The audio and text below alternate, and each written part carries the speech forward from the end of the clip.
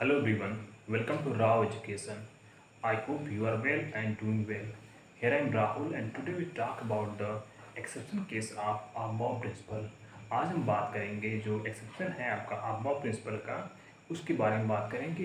इसको एक्सेप्शन जो जो एलिमेंट एक्सेप्शन में आते हैं यानी कि जो एलिमेंट Above प्रिंसिपल को फॉलो नहीं करते वो क्यों नहीं करते और उनको हम एक्सेप्शन क्यों कहते हैं और वो उसमें ऐसा क्या होता है कि वो एक्सेप्शन केस में आते हैं। तो जो भी न्यू व्यूअर है मेरे वीडियो देख रहे हैं वो जो मेरे चैनल को सब्सक्राइब कर लें और बेल आइकन प्रेस करें ताकि जो न्यू वीडियो में मेरे आए उनको उनका नोटिफिकेशन उनको जल्द से मिलते मिलते रहे। तो चलिए हम स्टार्ट करते हैं इसका टॉपिक। तो जो हमारा आज टॉपिक है वो है कि एक्सेप्शन ऑफ अबव प्रिंसिपल यानी कि एक्सेप्शन में होता है अपवाद यानी कि अपवाद जो है कि अपवाद में से होता है कि जो उस रूल को फॉलो न करें यानी कि जो अबव प्रिंसिपल है यानी कि electron inter with lowest energy level उसको वो फॉलो न करें। हम देखते हैं वो कैसे नहीं क्या कर उसमें क्या होता है कि वो फॉलो नहीं कर पाते। तो जो पहला एलिमेंट है जो कि एक्सेप्शन में आ रहा है वो है क्रोमियम। थोड़ा उसके हम इलेक्ट्रॉनिक कन्फ्यूजन कर लेते हैं। तो वो होता है कि 1s2 2s2 2p6 3s2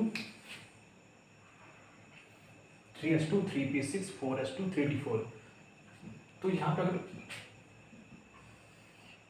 electron की फीलिंग दिखाएं हम कुछ इस तरह आपको होगी 4s में ये हो गया 4s ये हो गया 3d। अब हम जानते हैं कि 3d में 5 ऑर्बिटल होते हैं।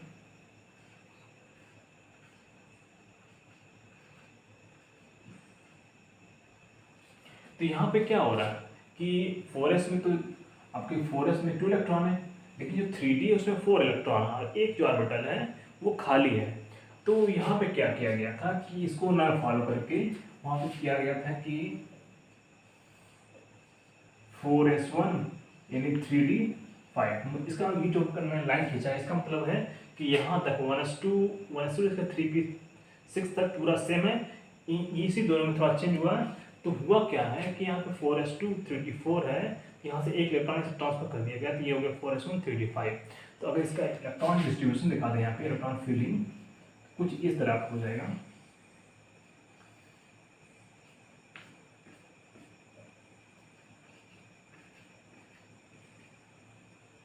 ये हो गया 4s ये हो गया 3d इसको फॉलो किया गया। तो इसको हम ये तो भाई इलेक्ट्रॉनिक कन्फिग्रेशन है। और नेक्स्ट हमने दिखा दिया कि एक्सेप्शन केस में आता है तो उसमें क्या होता है। अब इसको एक्सेप्शन क्यों कहते हैं वो इसलिए कहते हैं कि अबाउ के अकॉर्डिंग क्या होता है कि electron inter with lowest energy level. तो उसके अकॉर्डिंग क्या है कि जो आउटरमोस्ट इलेक्ट्रॉन है वो आउटरमोस्ट सेल में एंटर करना चाहिए। तो यहाँ पे तो जो 4 आपका सेल है वो आउटरमोस्ट है लेकिन जो एनर्जी लेवल के अकॉर्डिंग क्या है कि जो 4s का एनर्जी लेवल है वो 3d से कम है इसलिए इलेक्ट्रॉन पहले इसमें इंटर किया बाद में 3d में इंटर किया। लेकिन यहाँ पे क्या हुआ कि यहाँ पे थोड़ा सा इसका जो इसकी स्टेबिलिटी जो है आपकी सेल की है वो अनस्टेबल हो रहा है यहाँ पे यानी कि वो लो हो रही है स्टेबिलिटी लो हो रही है। तो इसीलिए जो है यहाँ पे इलेक्ट्रॉन ट्रांसफर किया गया है। अब जो स्टेबिलिटी का पैटर्न है उसको समझने के थोड़ा सा हमें जानना पड़ेगा कि जो ऑर्डर ऑफ स्टेबिलिटी है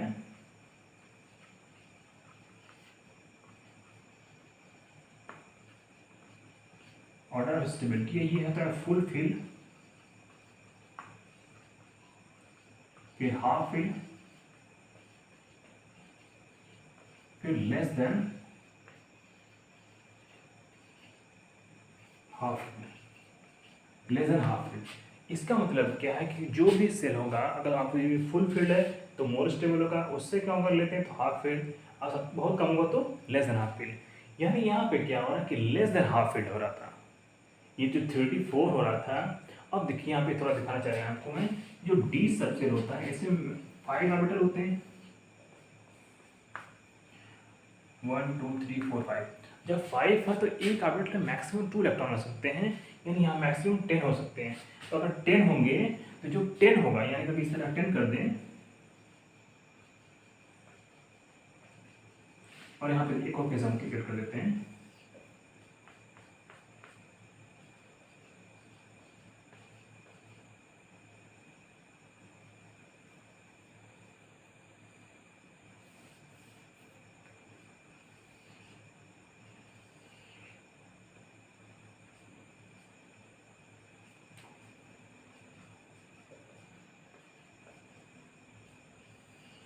या ये जो अगली केस है थर्ड वाली कुछ इस तरह है आपकी। इसमें हम क्या करते हैं कि 4 इलेक्ट्रॉन कर देते हैं।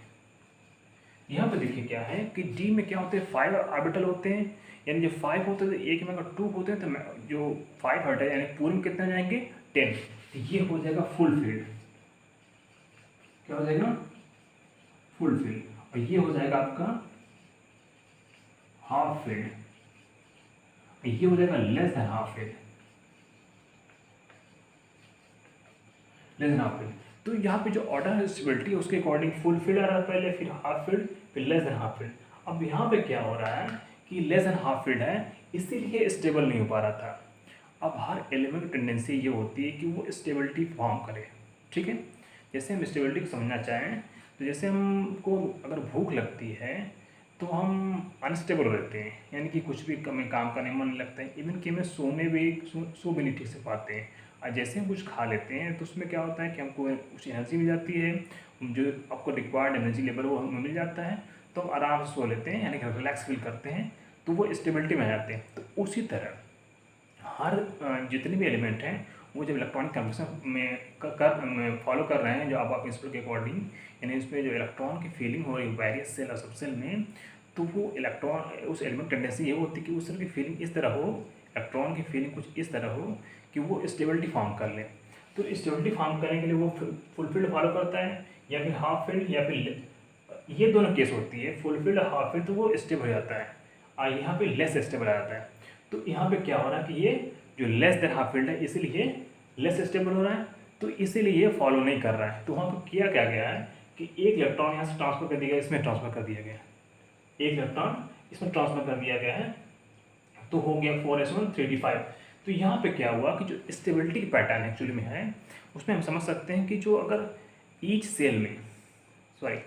सेल में जो ऑर्बिटल में इलेक्ट्रॉन की फीलिंग हो रही है, जैसे मान लिया डी की बात कर रहे हैं हम, डी की, तो डी में जो 5 होते हैं, अगर 5 में सेम नंबर ऑफ इलेक्ट्रॉन है, सिंपली समझ लें, अगर हम सेम नंबर ऑफ इलेक्ट्रॉन है तो वो स्टेबल होगा। ठीक है, अगर किसी में ज़्यादा होगा किसी में कम, जैसे इस केस में था। अब देखिए यहाँ पे जो फर्स्ट 4 है उसमें एक एक इलेक्ट्रॉन है, लेकिन जो लास्ट वाला जो 5 वाला है उसमें एक भी इलेक्ट्रॉन नहीं है। तो यहाँ पे क्या हो रहा है कि वो अनस्टेबल हो रहा है, इसीलिए इसको फॉलो नहीं किया गया और इसको फॉलो किया जा रहा है। तो यही रीज़न है कि ये आप प्रिंसिपल फॉलो नहीं कर रहा है, इसीलिए इसको बोलते हैं हम एक्सेप्शन केस आप प्रिंसिपल। अब जो नेक्स्ट चीज़ है कि ये जो इलेक्ट्रॉनिक कॉन्फ़िगरेशन किया गया है उसके बाद ये आप प्रिंसिपल फॉलो नहीं कर रहा है, तो इसको ट्रांसफ़र कर दिया गया है। अब जो ट्रांसफ़र करने का पैटर्न है ऐसा क्यों होता है, ऐसा क्यों होता है थोड़ा देखना चाहते हैं मेरे।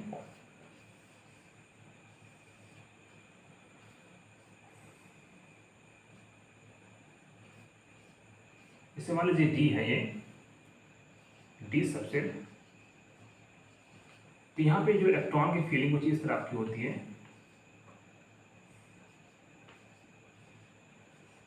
ठीक है, तो अगर हम यहाँ पे ट्रांसफर करना चाहे कुछ इस तरह हो सकता है, यहाँ पे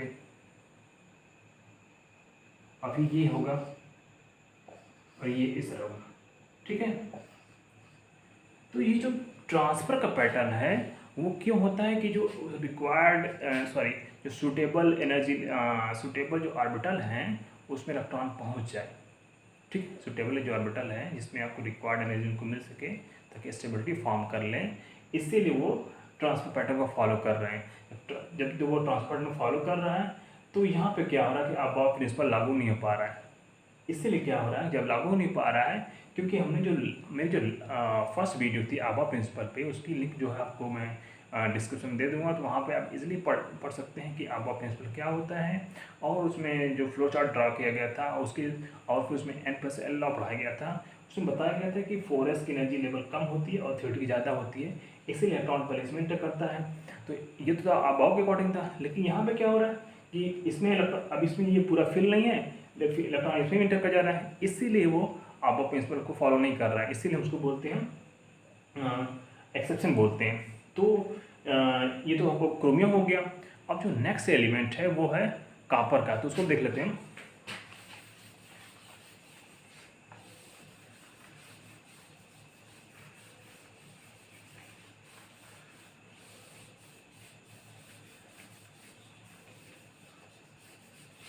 तो हम पूरा मिटाएंगे नहीं, यहाँ पे काम कर देते हैं कॉपर। कॉपर आपका 29 होता है, तो यहाँ पे करते हैं हो जाएगा आपका 4s2 3d9। 4s2 3d9 जो इलेक्ट्रॉनिक कन्फिग्रेशन था आबा प्रिंसिपल के अकॉर्डिंग ये होता है 1s2 2s2 2p6 3s2 3p6 4s2 3d9। तो इसमें अगर इलेक्ट्रॉन फीलिंग पैटर्न दिखाएं सेल्स में तो कुछ इस तरह का होगा।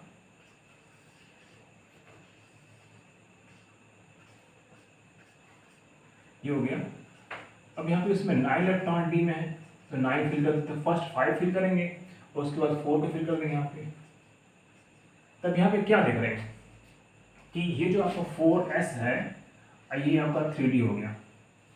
ये जो 4s ये तो कंप्लीट फिल है, लेकिन जो 3d है इसमें जो फर्स्ट 4 ऑर्बिटल है इसमें तो 2 इलेक्ट्रॉन है, लेकिन जो लास्ट वाला जो 5 ऑर्बिटल 5th ऑर्बिटल है उसमें 1 इलेक्ट्रॉन है। यानी अभी इसमें जो बात करें कि जो डी में 5 ऑर्बिटल है उसमें जो बैलेंस इलेक्ट्रॉन होने चाहिए वो नहीं है, यानी कि फर्स्ट 4 में 2 है लेकिन इसमें 1 है, यानी कि अनबैलेंस हो रहा है, इसलिए अनस्टेबल हो जाता है। तो उसके लिए क्या करते हैं हम, स्टेबिलिटी के क्या करना है हमको कि यहाँ पे एक इलेक्ट्रॉन ट्रांसफर कर देंगे तो 4s1 हो जाएगा और ये हो जाएगा 3d10। अब यहाँ पे देखिए कुछ इस तरह हो जाएगा यहाँ पे।